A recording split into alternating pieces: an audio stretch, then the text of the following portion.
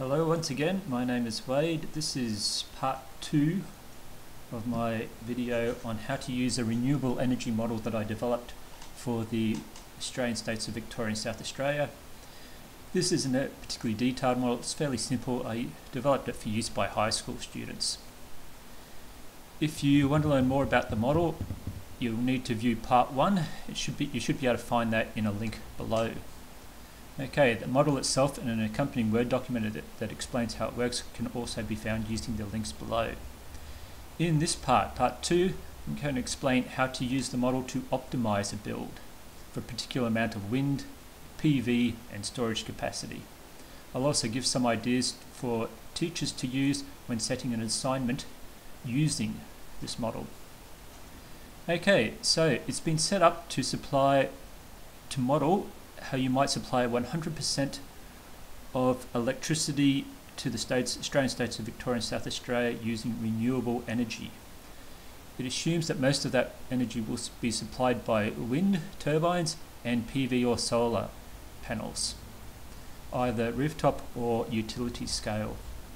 It assumes we're going to be using some storage capacity. Storage in this case might be batteries or pumped hydro or thermal storage, some way of storing the energy for use later. And it also uses auxiliary generation. Auxiliary generation in this case is readily dispatchable energy from sources such as hydroelectricity, biogas or biomass generators. Now, it assumes that the maximum amount of auxiliary generation available in this region is only 12,000 gigawatt hours per year. Currently, we're using these settings here. We'd need around 14.6 thousand gigawatt hours of energy per year. So this isn't the most efficient build.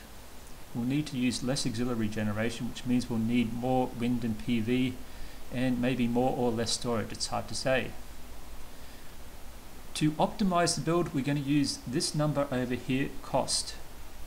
It's giving a rough estimate of the most cost-effective way of supplying the power from 100% renewable sources to this area. It's using this formula up here. Now, the formula might look fairly complicated, but it's really pretty simple. This first value is just using wind capacity. So it's saying 10 times the amount of wind capacity will be the cost of the wind turbines for this region that you'd need to build. Second one is PV capacity. So it's saying 5 times the amount of PV capacity will be the cost of the PV energy for this region. Okay, third term is using maximum auxiliary generation. So it's saying using 45 times this number will be the cost of auxiliary generation for the region. The auxiliary generators will probably be over the build time, so the next 30 years or so when you might be building this system, the auxiliary generation will probably cost more than both the wind and PV. And that's indicated by this factor up here, the 45. Now these terms at the end here is saying that if the total amount of energy from auxiliary generation is more than 12,000 gigawatt hours, then you're using much more expensive ways of producing it. And so this factor here tends to increase the cost greatly. So it's really been designed to supply a maximum amount of 12,000 gigawatt hours from auxiliary generation. The rest of it will need to come from wind and PV, and using storage to complement those two sources. Okay, what I'm going to do now is show you how to optimize a build. What we're going to do is use the cost. We want to minimize the cost. To do that, we need to get auxiliary generation under 12,000 gigawatt hours. So currently it's too high. We need either more wind, more PV or more of both.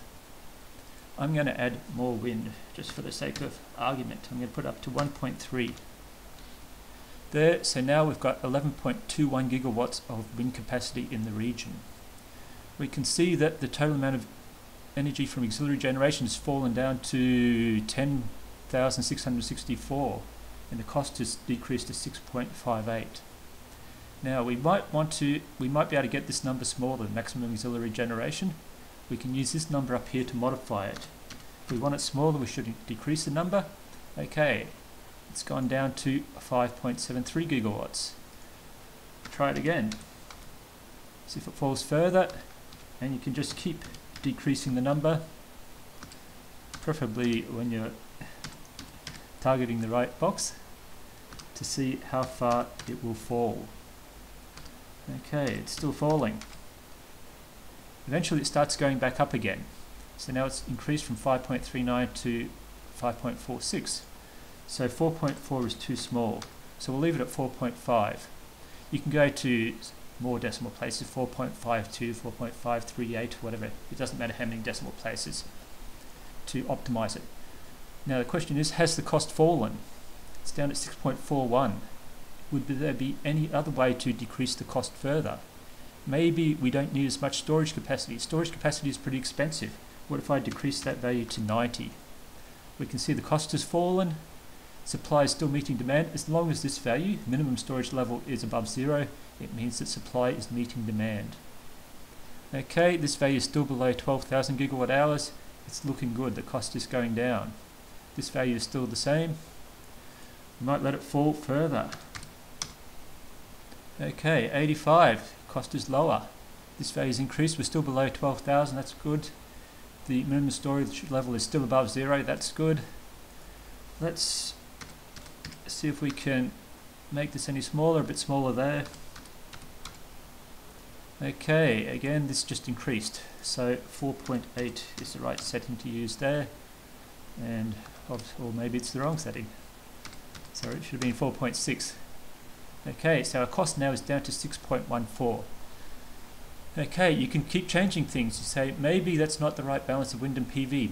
Maybe it would have been better with 1.2 of wind and 1.05 of PV. Maybe that'll give a cheaper cost. We can see the cost has gone up, maximum auxiliary generation has gone up. We should change this to try and minimize again. 5.57 has gone right down, 6.15 here for the cost. Minimum storage level is still good. Total energy is still below 12,000. Okay, so that still isn't quite optimized. For this year's data, for the 2014-15 data, I think I've got a value here, a minimum value of about 6.02, 6.01. So you can optimize it even further by changing this, and this value here. Okay, so that's how you're optimizing a build. Now, I'm going to show you, this is for the teachers, how to use the model to test different scenarios. Let's say we've got a scenario where there's no PV, no solar power. We're going to get all of our renewable energy from wind, storage, and the auxiliary generation. Again, we still need this value under 12,000. It's obviously much higher than 12,000 there, so we're going to need a lot more wind power. We have to build more wind turbines, up to 19 gigawatts. This is still too high. Let's try something a bit higher. Okay, so it's down around 12. I might increase the storage capacity. Maybe that'll make better use. Okay, we're just over 12,000. So let's just increase the wind generation by a bit more. Okay, now we've got auxiliary generation under 12,000. No PV, storage capacity 100. Again, we use this to minimize the number here. I don't know what it will be because I haven't tried this particular build before. Could be anything. Okay, it's starting to fall now. You can see it's starting to increase again, so it's going to be somewhere around there. We can see the cost there is 7.29. So that's wind, storage, and auxiliary generation. Still below 12,000, so that's good. Minimum storage level 30, it's still well above 0, so that's good. Again, you can optimize the build there. That's not optimized, that's just a brief example. You can do the same sort of thing if there was no wind turbines in the region, for instance. What if you're just using PV to supply your renewable energy and auxiliary generation? Again, set up a similar sort of system. You just put in numbers here, 51 gigawatts of PV. This is still above 15,000. Maybe we need more storage to optimize this build. Okay, that's well below 9,000. And again, you could change this for various values. So you can optimize the build using just PV, storage, and auxiliary generation. We'd use just wind, storage, and auxiliary generation. What if we don't use any storage capacity? How would that affect the build? So we can try something like this. Okay, too much auxiliary generation, so we need more wind and PV.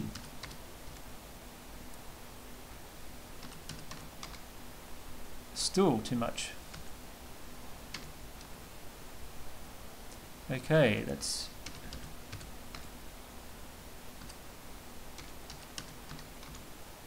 so now we've got something down around 12,000, so you'd need a bit more wind and PV to get below 12,000 cost.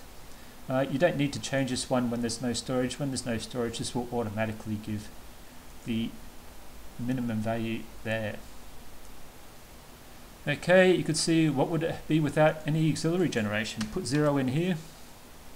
How much storage, PV and wind would we need in order for supply to meet demand?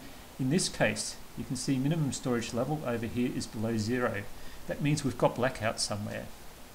Okay, storage level is falling below 0. When storage level falls below 0, it means supply is no longer meeting demand and you've got blackouts. So that's no good, so we need more energy. So you can just use the model to check all these different scenarios. How much wind, how much PV, how much storage capacity, how much auxiliary generation do you need to supply energy, electrical energy, to this region during this year. Okay, so that's how the model works, that's how you optimize it, that's some of the things you can do with it. Find the best combination of wind, PV, storage and auxiliary generation.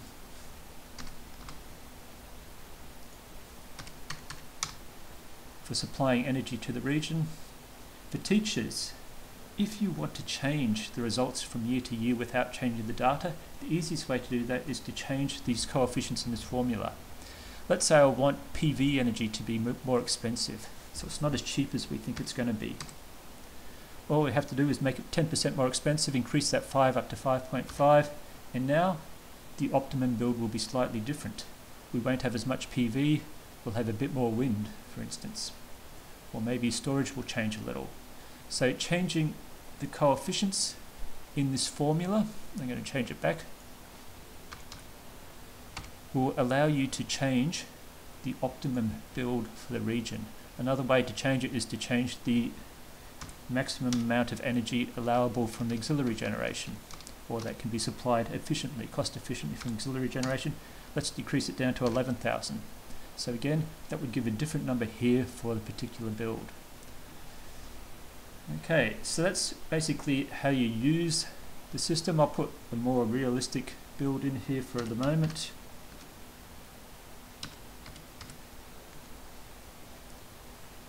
Okay, this should give realistic results. Okay, so a cost of 6.61, that's still way too high. I don't know why it's so high, but it is. Anyway, I know why. Anyway, that's a more realistic build. Okay, the outputs. Total energy used during the year is determined by the demand figures that I got from the Australian Energy Market Operator, the values in this column. So they used that much electrical energy during the year, 58,101 gigawatt hours. Maximum power demand. That's what the power demand was this year from conventional generators. So the conventional generators meeting demand. So if we look at the graphs, it's the maximum value on this red line, which I think occurred sometime early in January during the heat wave when the air conditioners were going at full strength. Okay, we're using 10.78 gigawatts of power during the year. Maximum auxiliary generation, again, that's the number that's coming from this that you're using, using that number in the yellow square and this algorithm over here for auxiliary generation. So that's the maximum amount of auxiliary generation that's used any time of the year.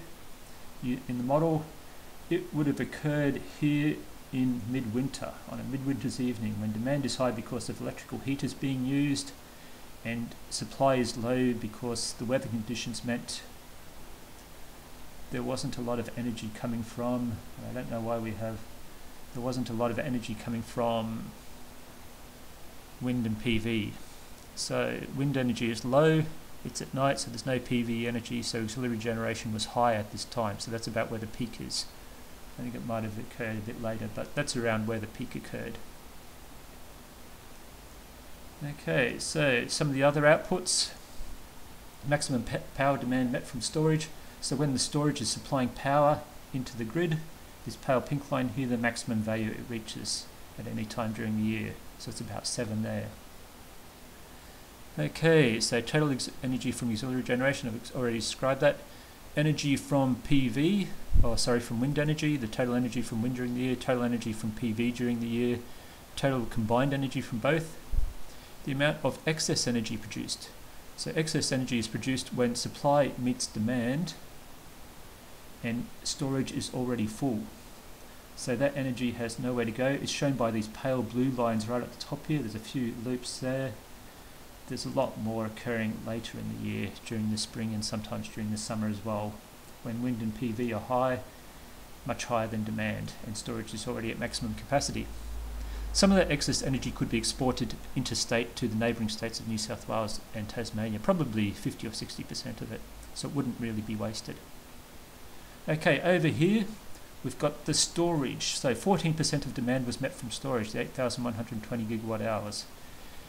Its storage is only 80% efficient, so 20% of the energy used to charge the storage was lost. So this is the energy used to charge the storage, 10,000 gigawatt hours. 20% of that was lost to provide 8,000 gigawatt hours of output. And this is that lost energy, 2,000. So it's lost as heat during the charge-discharge cycle of the different storage devices. Okay, cost. This is just showing some of these things as percentages. This value over here, if you had, say, 1 gigawatt of wind capacity installed, it would be producing on average 7.2 gigawatt hours of energy per day during the year. So that's the average daily amount produced by 1 gigawatt hours of wind capacity. If you had 1 gigawatt of PV capacity installed, it would be producing on average 3.9 gigawatt hours of energy per day each day of the year. So that's the average. Okay, and down below we've just got monthly outputs. So for the month of April 2014, this amount of wind capacity, 11.21 gigawatts, would have been producing 1,881 gigawatt hours of wind energy. So the PV capacity, whatever it was, would be producing this much PV energy during the month of April. Auxiliary generation produced during the month of April by the auxiliary generators would have been that amount. Total supply, total demand from the demand values, and below here we see the graph, so you can see that supply, the total supply is this one, the sum of these three, wind, PV and auxiliary generation for April. Total supply should exceed demand. The little bit up the top here where it exceeds it is the energy lost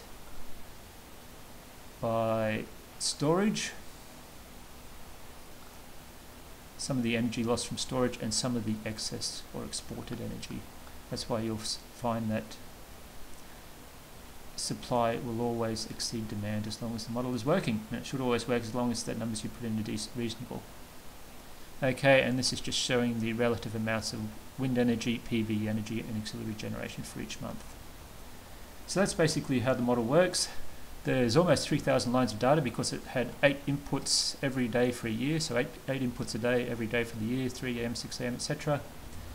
But you can use those 3,000 lines of data and calculations using just these 4 inputs, 1, 2, 3 and 4, to control the model and show you how you could design and build a renewable energy system for those states and for these relative costs.